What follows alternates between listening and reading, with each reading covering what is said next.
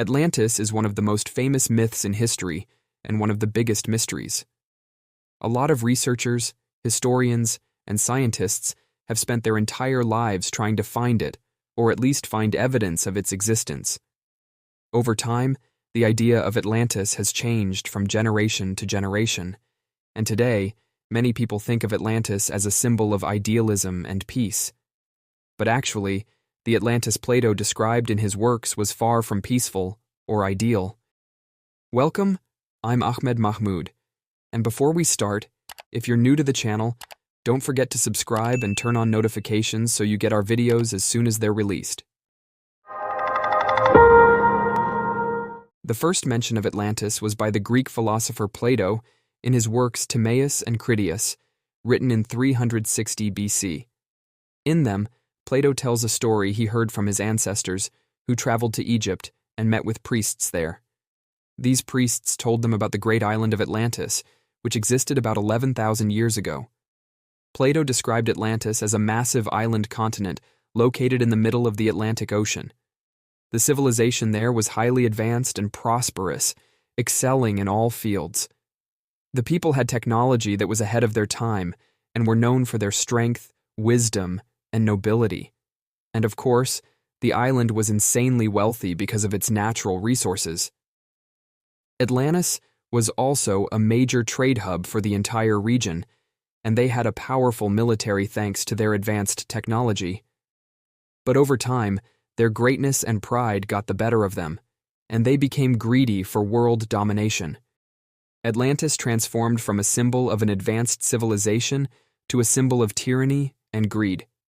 Using their immense power, they managed to conquer large parts of different continents, taking over parts of Africa and Europe. But then, the people of Athens, known for their high morals, at least according to Plato, stood up against Atlantis's forces. Because of the bravery of the Athenians and the greed that consumed the Atlanteans, the Greek gods, as the story goes, decided to punish Atlantis. The gods destroyed the island and sank it entirely into the ocean, wiping out the civilization and its people forever. Atlantis became a lost civilization, with no trace left behind. But the question remains, was Atlantis ever real, or is it just a myth?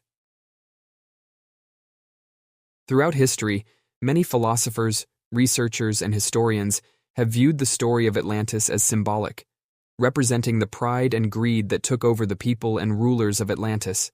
It contrasts with the ideal image of Athens, which managed to stop Atlantis's advance and protect the world. In short, the story was more about glorifying the Greeks than focusing on Atlantis itself or its history. After all, it's hard to believe that an entire island continent, with all its people, an advanced civilization, could disappear without a trace. And so, Atlantis remained a fictional myth and metaphor until the late 19th century. That's when a new theory popped up, suggesting that the disappearance of an entire island might actually have a logical explanation. Natural disasters could very well wipe out an entire civilization from the face of the earth. The first person to put forward this idea was the American writer and politician Ignatius Donnelly. In his book Atlantis, he proposed the possibility that Atlantis really sank and disappeared because of floods. He even pointed to historical evidence of ancient civilizations, like Atlantis, disappearing due to natural disasters. For example, the eruption of the Thera volcano on the Greek island of Santorini in the 2nd millennium BC caused earthquakes and tsunamis that wiped out the Minoan civilization. While Donnelly's theory that a natural disaster might have sunk Atlantis seemed reasonable, he took things a bit too far. He claimed that all ancient civilizations descended from Atlantis, and that all their great achievements, whether in language, agriculture, art, architecture, or industry, came from the Atlanteans. He said the Atlanteans spread their knowledge and progress to Europe and Africa, while the rest of the world was, essentially, playing in the dirt. Obviously, that's a bit of a stretch. But after Donnelly's book became a huge success, more and more books came out with different theories about the lost civilization. And recently, new evidence has emerged, with some people trying to prove that Atlantis was real, and not just a symbol. In January 2015, a group of marine archaeologists made a strange discovery while they were examining a 2,500-year-old shipwreck near the island of Sicily in the Mediterranean. They found 39 ingots of a strange red metal. After the discovery, Italian archaeologist Sebastiano Tusa said the metal they found was Orichalcum, a legendary metal that, according to Plato, was mined on the island of Atlantis itself. Orichalcum was considered second in value only to gold and was one of the reasons for Atlantis's great wealth.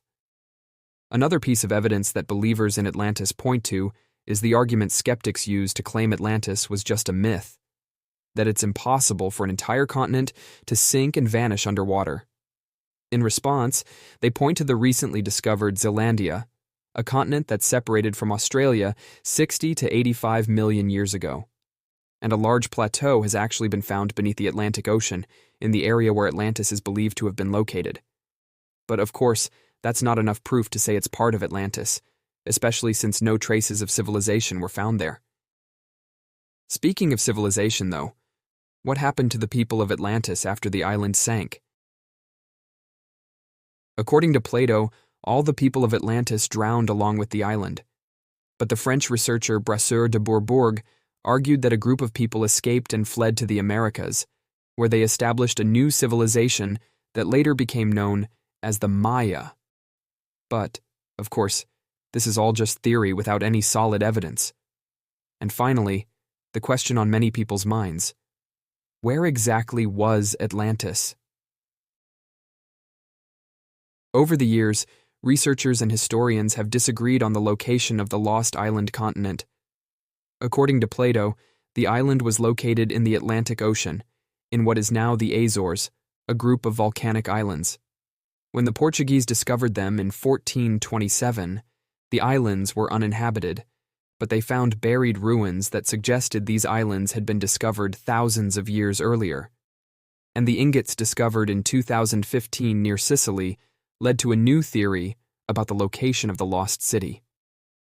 A group of researchers is convinced that the Orichalcum ingots are actually a mixture of copper and gold developed in the Andes Mountains of South America.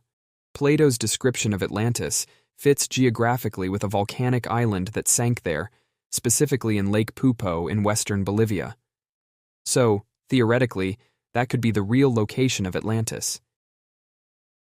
Another theory links the Minoan civilization to Atlantis.